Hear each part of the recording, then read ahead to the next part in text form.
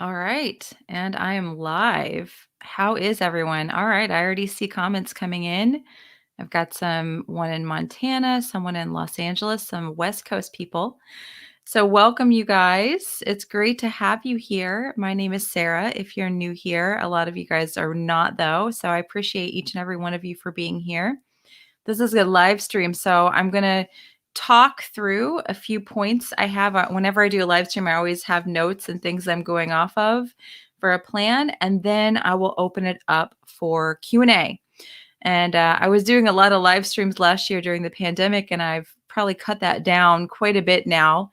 All right. Hi, Nia. Hello from Chicago. It's cool that, I have a lot of the same people that comment on my videos, and then I see them come and comment on my live streams too. So it's a really fun thing for me to do, to make videos and then, of course, see comments, the nice ones, of course, and then do live stream and have the same people that have commented on my videos come in and actually have some back and forth. So it's really fun to be able to do that as a creator. But today I want to talk a little bit about, knowing what to do on carnivore, keto, and when is it time to vary things up? When is it time to try something different? And this video is definitely not going to be like anti-carnivore, anti-keto, anti-low carb.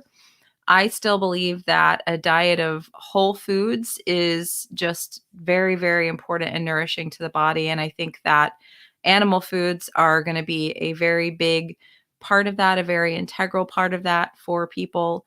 So I'm going to talk about that. And then I'll talk about some things that if you're experiencing that maybe you do want to try some variation, you do want to switch some things up. So before I start on any of that, I always like to do my disclaimer. I am not a doctor. This is not medical advice. So please take it as such. I do have a nutrition certification, and I do work a lot and talk a lot with experts on these topics. But I'm not by any means giving you guys any medical advice at all.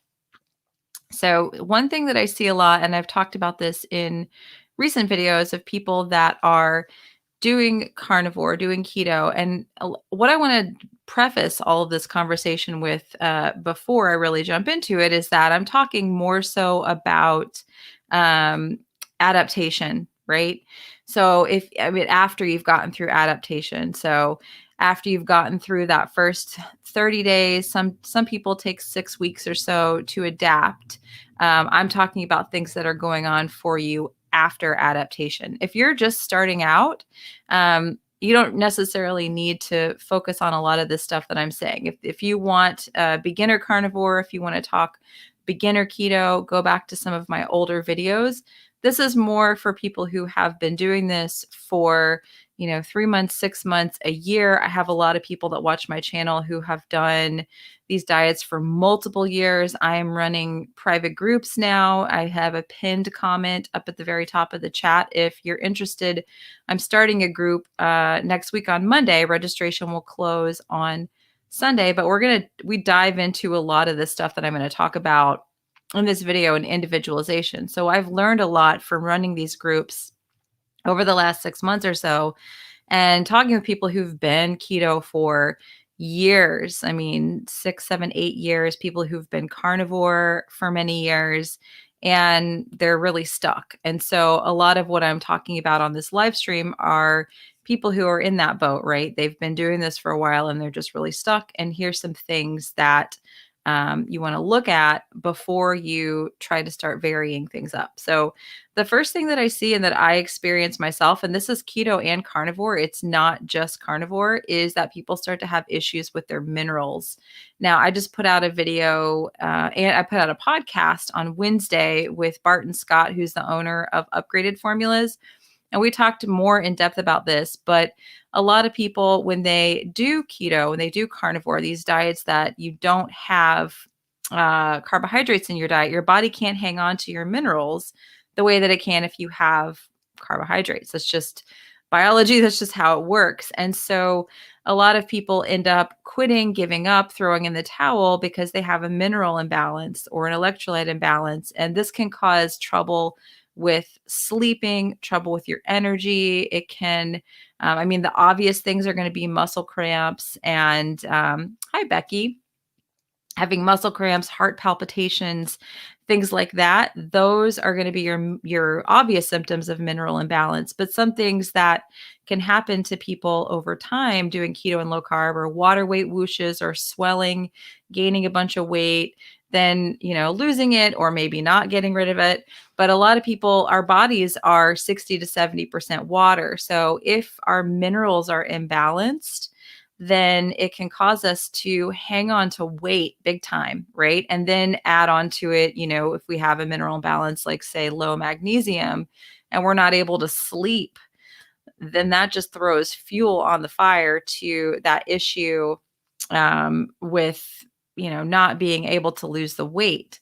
So very, very important. And, one thing I will preface, I have a link in the information section if you're wondering about where you stand with your electrolytes, because we often throw out like electrolytes, you need them. Yes, we know we need them, but everyone's going to be so different. I'm somebody who is super sensitive to salt. Like if I have too much salt, I will literally wake up to pee like 15 times in a night. I mean, it's crazy how sensitive I am to salt. I still need salt. I definitely still have to supplement with a little bit of salt, but if I overdo it, it causes major trouble for me. And then I have people, like I have this woman in my group right now, and she gets really bad migraines. And if she doesn't have like 4 or 5 teaspoons of salt a day spread out through over the entire day, she gets migraine headaches and horrible muscle cramps, right? But if I had 4 or 5 teaspoons of salt per day, I would be miserable. I'd be absolutely miserable. But this is the number one thing that I think people need to address so that they don't have to start eating carbs again. I had a friend of mine on here a week ago, Keto in the Chaos, Tammy, who has an amazing story. She lost 207 pounds with keto, and she's eating carbs now. And that doesn't mean she's like losing. I mean, she lost 207 pounds. She's a winner in my book. She's doing amazing. She's one of the most positive people that I know. But she was having this issue with water retention. And she would literally, and you can see it on her channel. She shows it on her channel. She'd literally go up in like a day, like 10 pounds, 11 pounds, she just had this horrible time. And she just did a live chat on her channel last week talking about the electrolyte stuff. And like, you guys got to do this. If you want to do keto, if you want to do carnivore, it's a thing you have to be mindful of. But for me to give anyone a prescribed dosage amount of how much you need as far as electrolytes go, as far as your minerals go, I can't do that. I think everyone does need them, but I have gotten really big into hair tissue mineral analysis. Like I said, I had Barton on my channel, on my podcast. I'm definitely going to do more with him. And I'm working on a video for you guys to go over my whole entire journey with the hair tissue mineral analysis, because before this last summer was when I was having the worst issues with my electrolytes, with my minerals. And if you look back at one of my videos, I was even having issues with my thyroid. I was having low T3. And what I didn't know is that low potassium can actually cause your T3 to downregulate, right? We demonize the low carb diets, keto and carnivore, and I'll talk about some of that other stuff in a little bit here, in regards to why this happens and why some people just say, I got to eat carbs, is what I got to do. But a lot of the time it's a mineral imbalance that's causing a downregulation in the body. But when I first started working on my minerals and my thyroid was having issues, when I got my hair tissue mineral analysis test, it was a mess. It was a total mess. And so I've worked really hard to get my body into a much better place now. I was actually able to stay on carnivore the whole time that I fixed my minerals. So it is possible for you guys to do this. But that's one thing I really want people to look at, right, with their carnivore keto diet. The second thing that could be causing, and that can cause a weight loss stall. So what I'm talking about a lot in this video, in this live stream, is why would you want to vary things up? Why would you want to change things up? And adding in the carbohydrates, right, with the mineral balance, yeah, it's going to help you hang on to your water a little bit better, but is it going to solve things in the long term for you? Only you really know that. The second thing here that I think is really important is your gut health. And doing a carnivore diet is amazing to get your body to just calm down with all those inflammation issues, with the gut issues, all that stuff. Like when I first started carnivore, it was amazing that my body just finally felt calm for the first time in years. Just no systemic inflammation, no gas, no bloating, no IBS. It was amazing. But what I didn't know is that my gut was still not healed. It was just calmed down. And people can also have a weight loss stall or not be able to lose weight if they have dysbiosis in the gut, if they have the ratio of healthy to unhealthy bacteria is off, and you can still have that. You are going to have some bacteria, just a lot of bacteria die away with the carnivore diet, but we do want healthy bacteria also, like Akkermansia is one that I've talked about quite a bit in my videos. And Akkermansia has been linked to, in a lot of studies, weight loss resistance or the inability to take weight off or obesity. Lots of studies. There was a podcast I did with Karen Krishnan, who is the top microbiologist at Microbiome Labs. And here's the thing, guys. I know that there are a lot of people in the carnivore community that say, ketosis is all that you need in order to have that healthy microbiome. We don't really know.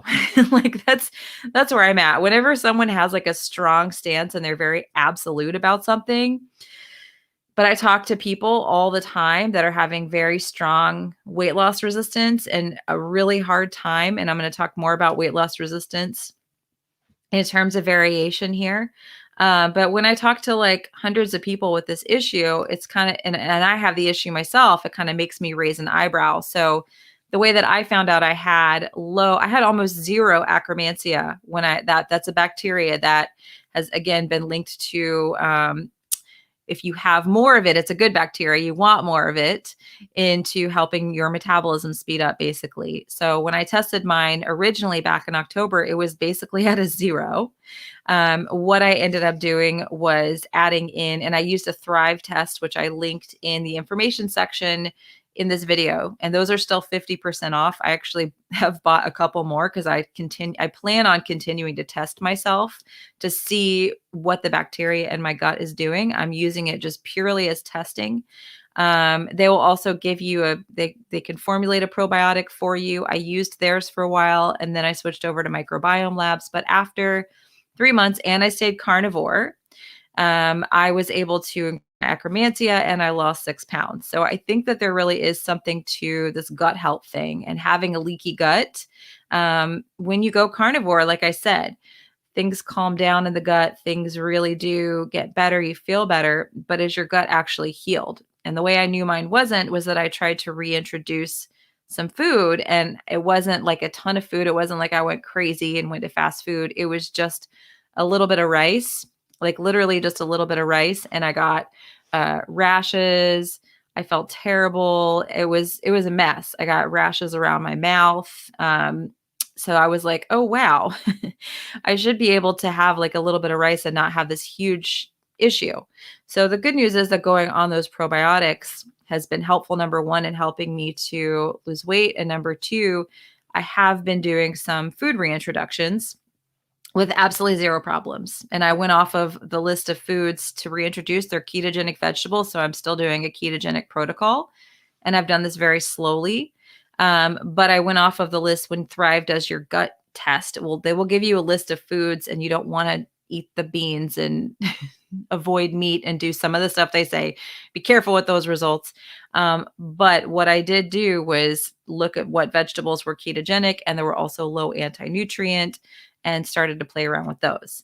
And if you join my March group with a pinned comment up in the chat, I'm actually on day one giving a food list for people who are interested in possibly trying some food reintroductions of low anti-nutrient vegetables that you can try, low anti-nutrient foods that you can try that are still ketogenic. If people are interested in doing that, you don't have to do it, but it's just something that I'm like, people have been asking me about it, like, which ones are you eating and how's that going? So I did make an actual like PDF, a list for people. The other thing with gut health, If you are not properly breaking down your food, if you don't have the correct enzymes in your gut, that can also make you not absorb your food and make you hungrier, cause you to overeat if you don't have enough stomach acid. And you need the stomach acid and you need those enzymes in order to break down your food properly, in order to digest your food properly. So some people, a lot of people, especially when they go into a carnivore diet, need an HCl supplement to help to build up that stomach acid. And some people also need a digestive enzyme because they're just not absorbing the nutrients from their food. And a little side note for me, when I did my last hair tissue mineral test, I was low in copper. And I was like, what? How the hell am I low in copper? Hi, Vanessa. So good to see you. Ketogenic girl. She's online here. So good to see you, Vanessa.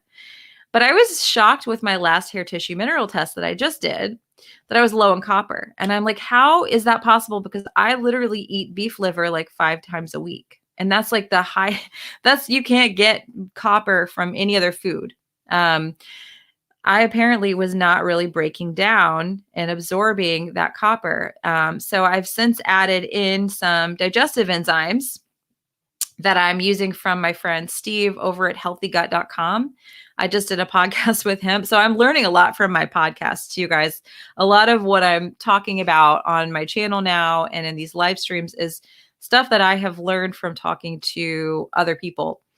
But I'm using the Healthy Gut products, and I have those linked below this video. And there's a full podcast episode with Steve Wright. He healed his own IBS, and then he's a chemical engineer. And so over the last decade, he's been working with other people who have these major gut issues. But I did not know this.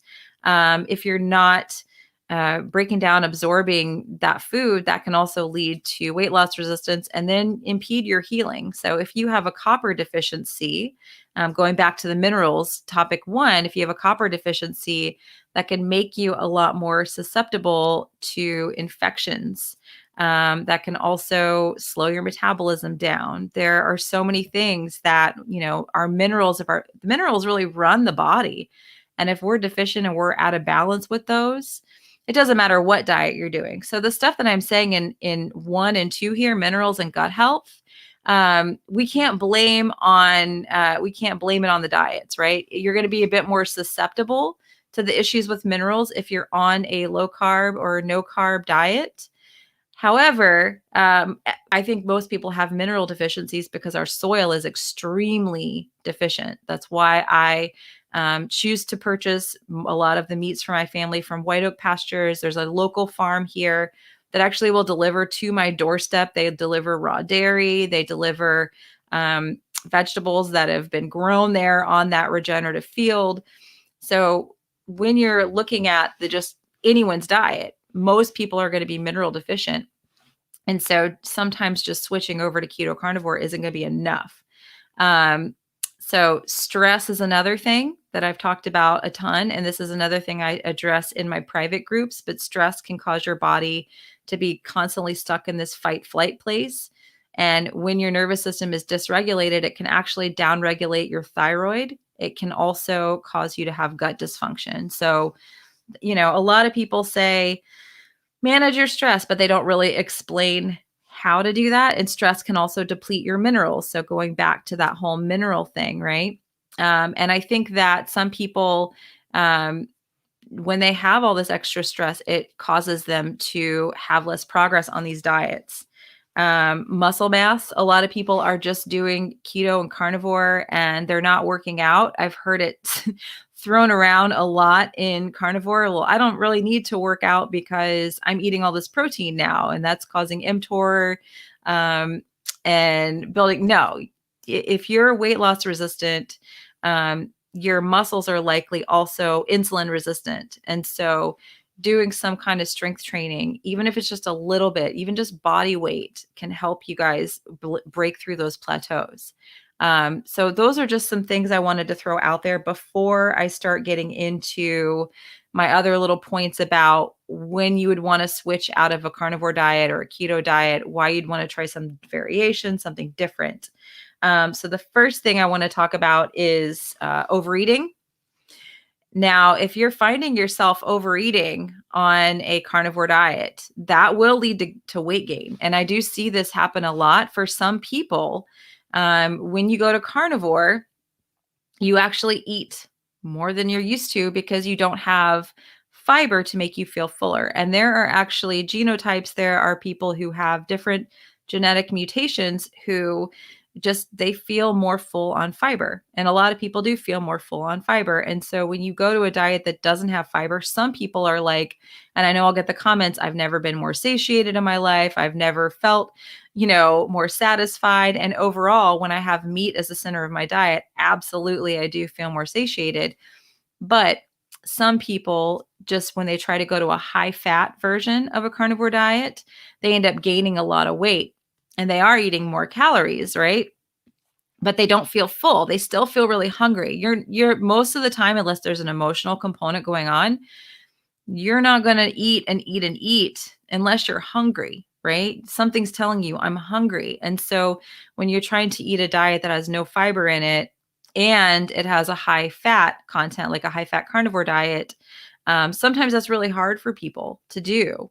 Oh, I see Tammy on. Hi, Tammy. So I just want to throw that out there too, that, if you've done carnivore for a little while, you've healed your gut, but you're just like, I'm just so hungry, right? It's not a religion. It doesn't win you points for staying carnivore forever or anything like that. If people want to do it, that's cool. But if you've been doing it for a while, you feel a lot better, you've gotten a lot of healing out of it, and you're like, literally, like, I know I probably do need to eat a little bit less. Um, but I'm still really hungry, then that might be a reason to add some variation in there. And I'm not saying go out and get a baked potato or anything like that. I mean, you can if you want to, but perhaps taking some low anti-nutrient vegetables like asparagus or collard greens or something with just a little bit more fiber in it, that could help you with that whole satiety mechanism. If you've been doing high fat carnivore for longer than 6 weeks and you're just like, I'm so frustrated with this is not working. Now, before you go out to your local salad bar after doing carnivore for a long time, I do want to caution you, your gut is not probably going to be ready for that. So if that is something you want to do, again, this is something I'm going to be working on with my group members this month. There's carnivore people in there that are just doing carnivore, and that's cool, and we're rolling with it, and they're happy, they're good. There are some people who've been doing carnivore for a long time, and they're like, I think I am ready for this variation thing. That's something we'll work on in the group. But essentially, you want to add in one thing and you want to do a small dose of it. So you don't want to go get like a big ass salad. No big ass salads, you guys. Maybe eventually, if that's your thing, if that's what you want to do. But you would want to take like, let's use the collard greens, like, a half a cup maybe of cooked, and have that like on a Monday, right? You can test your blood sugar to see if you have any kind of response to that, which I really doubt that you will, but you can test it at 20 minutes and then again at 2 hours to see if you have something that goes up over 20 or 30 points, right? And then wait like another couple days. Some people say 4 days. I find 3 days to be adequate, but make sure you don't have a skin reaction. Make sure that you don't have trouble sleeping. Make sure that you don't have a runny nose, like a histamine reaction. Some of that stuff's not going to show up on a glucose test, right?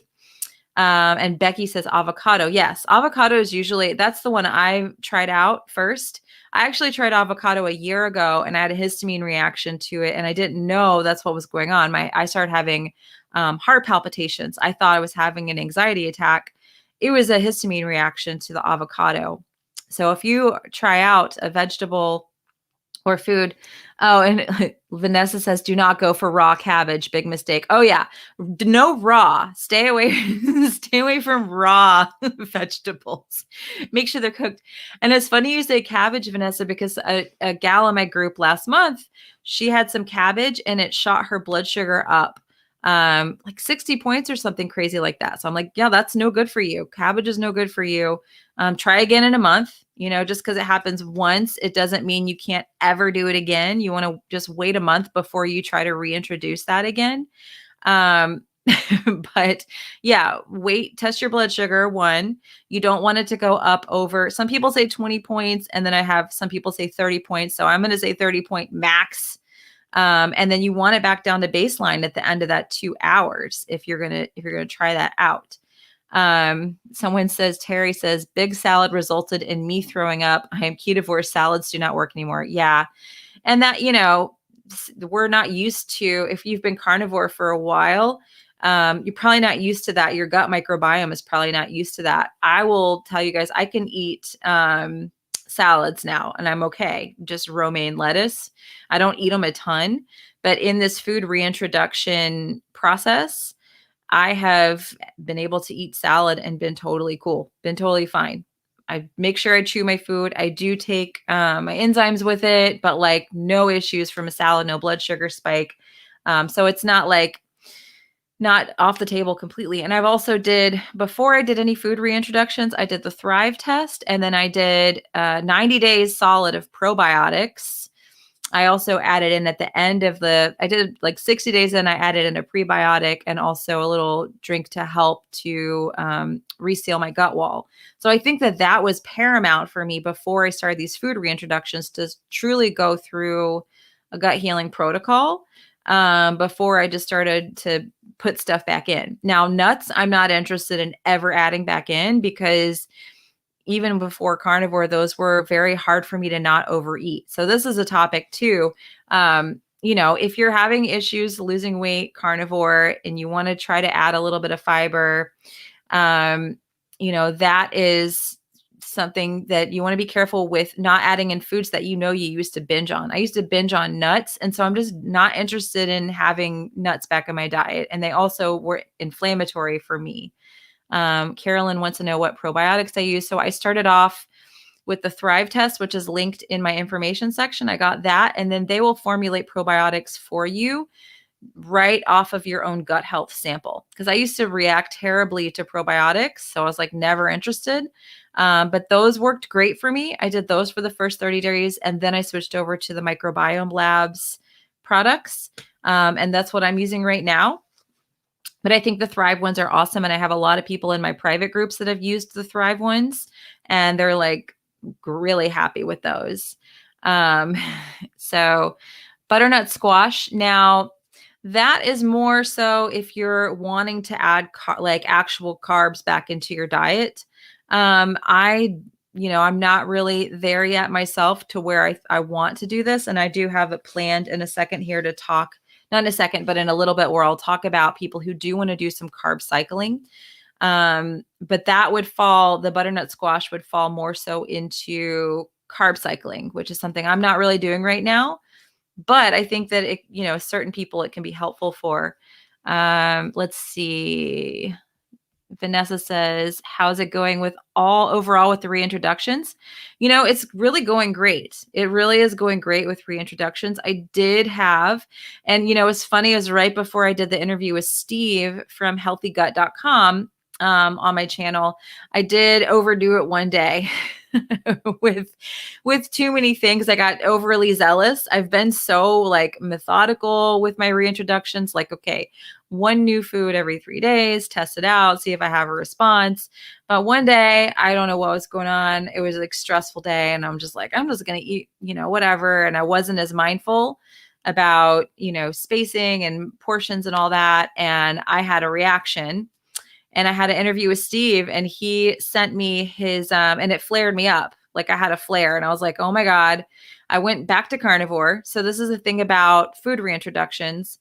If you do one and it causes you an issue, just go back to carnivore. It's so great. It's like magic. And then I got the enzymes with Steve's company, and that cleared up, and it's been amazing ever since. So it was probably too much at once for me to add in those everything that I did that day, but otherwise my reintroductions are going really, really well. And someone says they want to join my March group, but Facebook is a surveillance system. Could you work on hosting a group somewhere else? I'm actually building out my website right now. It's been a long process. I'm paying money right now, like actual like money to have A friend of mine who's a web designer build out a website for me where I'm going to have a community over on my website that I'll be able to host, and that I will be able to send out, like I'm going to do groups like I'm doing now off of Facebook. They'll be on my actual website. So I am working on it. And I want to have a community that's, again, away from Instagram, away from YouTube, away from Facebook, because we all know the whole surveillance thing, shadow banning. I'm not going to get into it too much here, but you can just look at my YouTube channel. You can look at the views and all of that have just gone into the toilet over the last few months. It's been really frustrating for me. I've talked about this in some other videos, but my channel has definitely been on the chopping block. Maybe there's a tech person who doesn't like someone who talks about being a yoga teacher and eating meat who wants to see me gone. So I am working on my platform. Which probiotic has Akkermansia? There is no probiotic that has Akkermansia in it. Your body has to make that. And the probiotics that I took helped my body to make that. So there, and it's a prebiotic that also will feed that bacteria as well. So I think that doing the probiotics and then adding in a prebiotic helped me to get the Akkermansia up and to lose that 6 pounds. And I'm also kind of playing around with some food reintroductions right now to see if that will help even more. I'm going to retest my gut again at the end of this month, and I'll share all of that with you guys. Okay, this is a great question. Thoughts on cycling your meats for diversifying the gut? What would be a weak example? I think that if you're doing carnivore, you do need to cycle your meats. I think I've gotten to this place from talking to thousands of people, talking to different experts, microbiologists. I think that it's really important to cycle your meats out, even if you stay carnivore. And that's what I started doing. I started working with nutrition with Judy. She's the one who got me on this gut health kick because she's big into it. And she's like, you got to cycle your meats. You can't just eat beef all the time. And so you could do lamb, bison, different cuts of beef, wild caught fish. I do wild caught salmon, oysters. There's so many different meats. You can do elk, game meat. There's a lot of different meats. I don't do a ton of chicken. I don't do a ton of poultry, but you can add that in there too. Sometimes I'll do like a chicken thigh with the skin on. Dark meat turkey. That's a good one. So yeah, I think that's important if you're going to stay carnivore, period. As far as it increasing your Akkermansia, increasing the good bacteria, I don't know if that is going to do that. There have been studies that show if you are in ketosis, a deep therapeutic level of ketosis, not just a mild ketosis, but a deep therapeutic level of ketosis, that you can also boost your Akkermansia and heal that gut lining. So I'm definitely not saying there's only one way. You have to do variation. But I think that for me, to see the good bacteria go up and to see the scale finally move, I did have to actually add in a little variation. I did have to do the probiotics and the prebiotics to do that. So that's one thing that just to go back to my original topic, why you'd want to stop carnivore and start adding some variation is overeating. You're just overeating, and like when you tally up how much you're eating, you're like, yeah, this is too much, but I'm hungry, right? You're not overeating because you're just overeating. You're just overeating because you're hungry.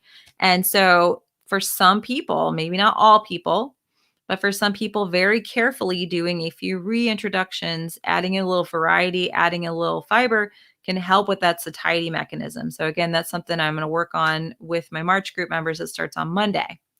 The next topic is boredom, which kind of goes along with the overeating thing. If you're bored, then a lot of people are going to be more apt to overeat. So that's another thing to, and then you have to address, why am I bored, right? Why is food my only enjoyment in life? You have to look at that too. You can't have food be your entertainment and it can't be your all, right? You have to have other things going on in your life, just other than your food. Let me answer this question here.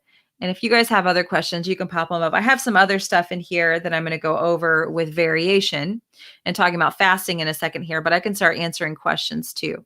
Could electrolytes mess up health? Since I started taking them, I get headaches, sleep problems. Thank you. Yes. Go back to the very beginning of this video.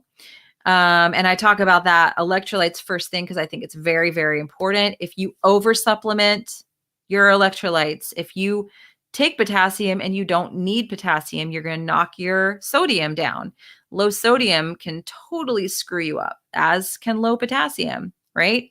If you take calcium supplements and you don't need calcium, you're going to bump your magnesium down and create a deficiency there. So our bodies, we can't just pour supplements in like, oh, I think I'm low in this. You should really test. I really am a big proponent of getting a hair tissue mineral analysis, really actually seeing what's going on. And testing before you supplement. We all need salt. We are all going to need some sodium. So I think Soleil water is a wonderful place to start. I do Soleil water every single day. But yeah, go back to the very beginning of my video once this is over and watch. I did talk about electrolytes, very first thing, as being the biggest reason why I think people quit or stop carnivore or keto is that they have electrolyte or mineral imbalance. It doesn't have to be that way, though. You can fix it. I fix my minerals, my electrolytes while staying carnivore. I love chicken, but I struggle with volume eating, so I need to have some veg or fattier cuts. Yeah, I like chicken too. I actually really do like the taste of chicken. Unfortunately, I'm hungry when I have chicken still. It doesn't satisfy me. So I can't make it the main, even adding a little bit of variation in, I still can't make chicken like the main thing in my diet. I can have it every now and then. But yeah.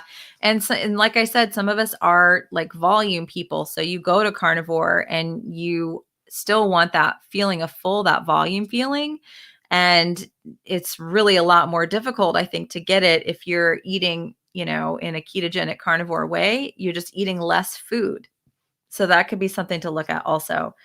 So let's talk about variation here and hormonal imbalance, because hormonal imbalance is a big issue that I think people come up against when they're doing, I think they had them going in. And I think that people have hormonal imbalances, thyroid issues, they have them going into diets, and then the diet kind of uncovers it. It's like a mirror. It's like, oh, wow, it was already there, right? But then you do the diet and it's like it's like plain to see, because you've kind of taken a lot of the triggers that cause your body to be inflamed, you take them down. And so it becomes a lot more obvious. So how do we combat this? You want to make sure that you're eating enough, which I know I just said the whole volume thing, but some people do tend to undereat on carnivore or on keto, because when they're in ketosis, they actually feel a lot more satiated.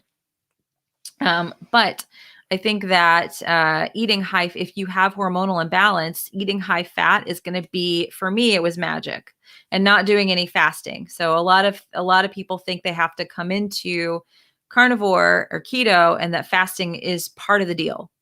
And it's not part of the deal at all, unless you get to that point, unless you get fat adapted and you're like, oh, I'm not really hungry, and you don't necessarily need to eat every 3 times a day. But I think that some people are not eating enough, and then that can downregulate the hormones. And then some people don't eat enough fat. They come into keto or carnivore and they look at it kind of more like a protein sparing, not a modified fast. So they do a ton of protein. They try to skimp on the fat. That ends up downregulating hormones. And so sleep disturbances are huge. That can also go along with minerals. But just going to your doctor and getting, you have low progesterone on your test. You test 7 days after ovulation, your progesterone is low. Some people get low testosterone. So, and thyroid can downregulate also. So you have to be really careful with these, and then not over fasting. And if you do fast, to vary that up. The podcast I did with Dr. Mindy Pels was so awesome, because now I still don't agree with everything she says. But I do like a lot of what she says about fasting. She actually had a message this or a video this morning that talked about women who should never fast. And she basically said that if you are not having a cycle, if you have amenorrhea, you should really be careful around the fasting. And so I think fasting can be really helpful, but fasting doesn't have to go along with carnivore or with keto for you to be successful. And if you do too much of it, you can have hormonal issues, you can have sleep issues, you can have a lot of problems. And then you're like, boom, oh, it's the diet. Well, no, it's probably because you're doing OMAD and you've done OMAD 1 meal a day for the last month and you haven't taken a break from that, or you've done fasting every day for the last month and you haven't taken a break for that. And let me get to some of these questions. I do have to get off here at 1 o'clock. Michelle says, since going 99% carnivore in the last week, I've noticed I've started to get heartburn at night. I have no gallbladder and take ox bile. Could I be taking too much? Michelle, I'm wondering if you, and this is not medical advice, but the stomach acid is also important. So HCl, taking that before your meals, and then you probably would benefit from some digestive enzymes. So I would go back to that podcast I did with Stephen Wright about IVS and check that out, because we actually talk about the people with no gallbladder. And I hope that's helpful for you. But if you're getting heartburn, that's a problem with, especially at night, that's a problem with low stomach acid and then low enzymatic function. So check out that YouTube episode. There's a podcast episode that I did also. Let's see.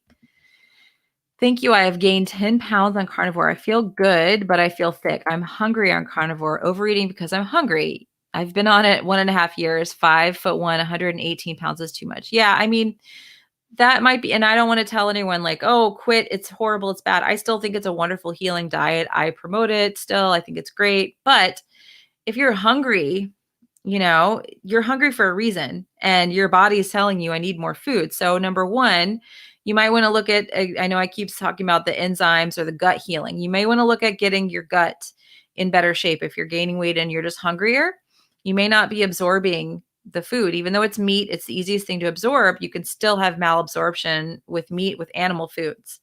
So number one, look at doing some gut healing. That could help you right away.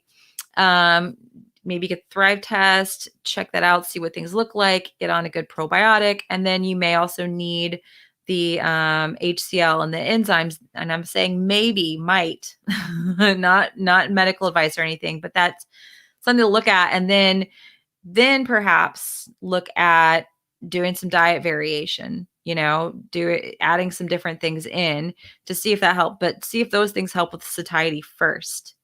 Let's see. I keep hearing I need to eat until I'm completely stuffed on carnivore. Is this true? I'm doing for 2 weeks and I find out I don't have much of an appetite now. What about for ketovore?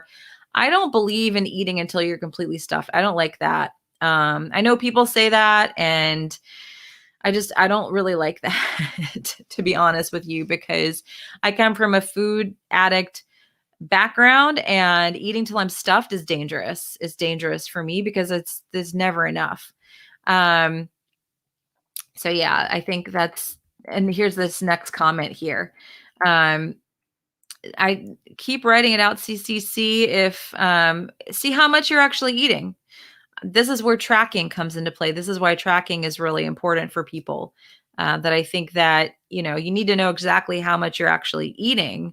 You may be overeating, you may be undereating, but know your total daily energy expenditure. You can go online, find a calculator for that. I'm also working with my group members on that this month, helping them to figure out what's your TDEE. And then, seeing like, am I eating around there? You don't have to eat our body's not a closed system. You can't just say, oh, my TDEE is like whatever, I'm going to eat exactly that. It just doesn't work that way. But just see if you're eating enough. But I don't like the stuffed thing. Rose says, I'm a food addict, not a card. Yeah. See, that's what I'm talking about. And I can binge on meat like no other. I gain tons of weight. Should I add fiber to help me feel fuller? Sally, I don't have a budget for therapy. Yeah, Rose, I'm with you on that. And this is another thing we talk about in my group also. So my group's pretty darn inexpensive if you look at the pinned comment. So this is something we do address in there, but it could be if you are doing carnivore just to help you with the food addiction. I interviewed Bitten Johnson recently on food addiction. She eats some vegetables. She eats some vegetables, throws them in there. I don't think there's anything wrong with the ones that are low anti-nutrients, that are low oxalate, that are cooked. I think it's okay. I'm probably going to catch a lot of flack for saying this, but I'm somebody also who can binge on meat easily. I can eat, it's delicious. I can eat a ribeye. I can eat like 3 ribeyes and just like keep going because it's like it's so good. So yeah, having a little bit of variety, I think, for a food addict and sticking to low anti-nutrient vegetables, those are pretty darn hard to binge on. I don't know I've never like eaten 3 plates of collard greens. I just haven't haven't done that. Um, it's harder too, and I think sometimes adding in the fiber and the variety can be really helpful. I think we need to have an open-minded conversation here. I'm not saying to go eat a bunch of sugars and donuts. I'm saying maybe that's something to try it out. And like I said earlier, if it doesn't work for you, then just you can go back to carnivore. It's totally okay. Um, Mark Bell recently did a 5-day fast, and one of the reasons he named was regulating hormones. Does it make sense to you? Because I also felt my testosterone went down when I used to eat less. Yeah, I didn't watch that, to be honest with you, but to regulate hormones, the last thing I would do is an extended fast, possibly some intermittent fasting, but extended fast is the last thing I would do, to be honest with you. Let's see. Jimmy, what's up, Jimmy? He says, good morning. I OMAD and drink bone broth in the afternoon. My sugar is good, but I can't seem to get lower than 100 in the mornings. Is your opinion on why? Thank you. Very nice to see you. Yes. And so Vanessa is just brilliant. I love Vanessa. She says, it's probably your OMAD. A huge meal end of day can cause high morning blood sugar. So yes, I think that, yeah, a lot of people OMAD, and I was going to talk about that in this video, can end up causing the opposite issue. You're not going to get diabetic blood sugars. Don't take it out of context here, but people can run a little bit higher cortisol when they're doing OMAD, and it's harder to get all your nutrients in just that one meal. So maybe try 2 meals a day. You don't necessarily need to jump up to 3, but this is where variation could help you, is adding, dividing that up into 2 meals and see if that helps. Let's see. Yes. Okay. So I'm going back. Jimmy says my OMAD is only 1 beef, and I'm guessing 1 pound beef, and that's around 2 p.m. daily. And then Vanessa says, then your pancreas is probably making glucose overnight for your brain. Yeah, I'm agreeing with that. 1 pound. It could be that you need a little variation. You could be, because I know you've been doing this for a while, Jimmy, and you've had amazing success. This is where you've lost like 100 pounds at least, maybe even more than that. So some people, they get stalled out, and a stall is 6 weeks or more that you haven't seen the scale move. And so that's where you may need to take a little break from that OMAD, do 2 meals or do 3 meals. Now, I'm not saying to go out and eat 3,000 calories, but you may need to take a little bit of time to just eat a little bit more, give yourself a break. Don't go binge, don't go crazy. You may put on a few pounds, but to get your metabolism working again, that was the big thing I wanted to talk about in this chat, which I probably was not as efficient at it as I would like to be, is that a lot of people are going to downregulate their bodies by just doing the same exact thing all the time. Only OMAD, only beef. Your body gets used to it. And so because it's used to it, it becomes extremely efficient, extremely efficient. Let's see. Monosaturated fats versus saturated fats for better satiety on ketosis. I'm a bigger fan of saturated fats, honestly. I think you can use olive oil and those things, but as far as fats go, I think, as long as you're not eating the vegetable oils, the seed oils, I think it's okay. But I prefer saturated fats. There's also, my mind is blanking right now. What is his name? The croissant diet guy. He has a whole bunch of stearic acid. you get stearic acid, which can actually help your body burn more fat from the saturated fats. So that's my take on that. I'm going to talk super quickly about carb cycling because it's a new thing that's come out that a lot of people are talking about. I actually had a great chat with Dr. Fit and Fabulous about this. Do you need a carb cycle? Should you carb cycle? Number one, if you have food addiction, if you are somebody who tends to overeat, I just wouldn't necessarily mess with it. I would try some other variation first. I would try either bumping up your fat a whole lot more to do, get some variation in there. If you're stuck at 1 meal a day, bump it up to 2 meals a day, or even go 3. Make sure you're weight training. But if you are just like, I can't eat high fat, this is the only time I'm like, okay, well, you can try to do a little bit of carb cycling. If you're just like, I can't eat that much fat, I just can't do it, then try to do a little carb cycling. And when I say carb cycling, I'm not talking about going out and eating cupcakes or anything like that. I'm talking about a little sweet potato or a little bit of squash, or maybe some resistant starch like rice that you've cooked and left in the refrigerator and brought back out. That's like a resistant starch that's not going to hit your blood sugar as harshly. And then again, test. Some people can do a little bit of carbohydrate and not have a huge blood sugar response. So they can have a little bit of carb and not go up over 20, 30 points in their glucose. So you got to test and see what works best for you. And if you haven't had any carbs in a long time, you probably will see your blood sugar go up initially. It's just going to happen because you're not used to it. But, with the carb cycling, with the variation, I say you got to do what works best for you. And again, if you're a food addict, if you're somebody who, may trigger you to want to eat other things, don't tempt the bear. Don't test it. Try to do some variation. Maybe try keto or ketovore before you do that, and see if that helps. All right, guys, I got to run in just a minute here. Let's see. I've started to stick to keto, leaning towards carnivore during this time. I've also started getting hot flashes again. This happened before when I was keto. Very interesting. I wonder if it's something that you're reacting to in the plants that you have chosen to eat.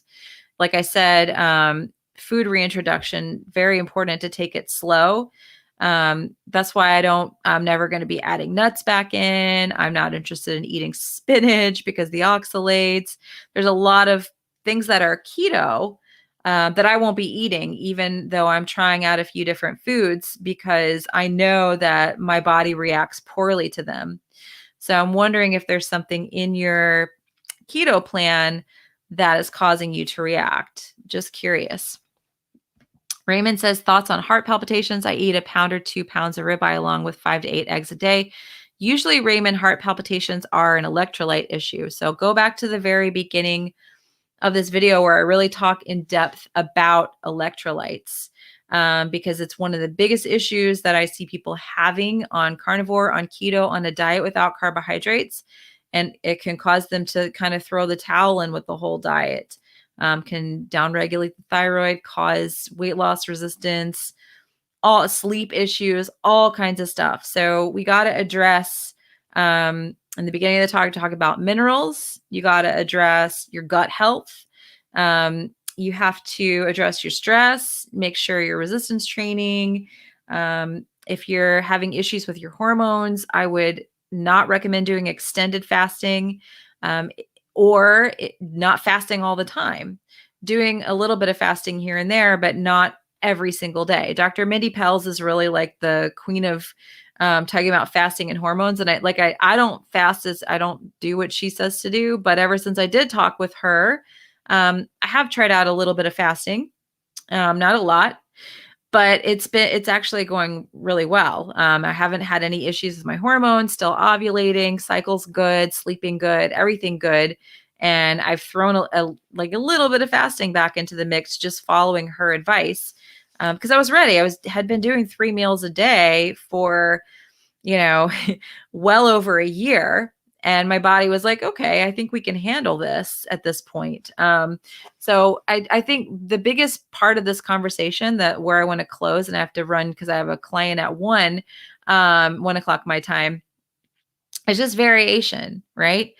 You can have variation in carnivore by not just eating red meat all the time. You can add in wild caught fish. You can add in egg yolks. You can do, different types of meat, rotating your meats out. I think that's good. If you're having the issue with satiety, then maybe try out keto. Maybe try out adding in some low anti-nutrient vegetables and doing it very slowly, methodically, and staying away from things that have a lot of oxalates, a lot of issues that could cause lectins, any of that stuff.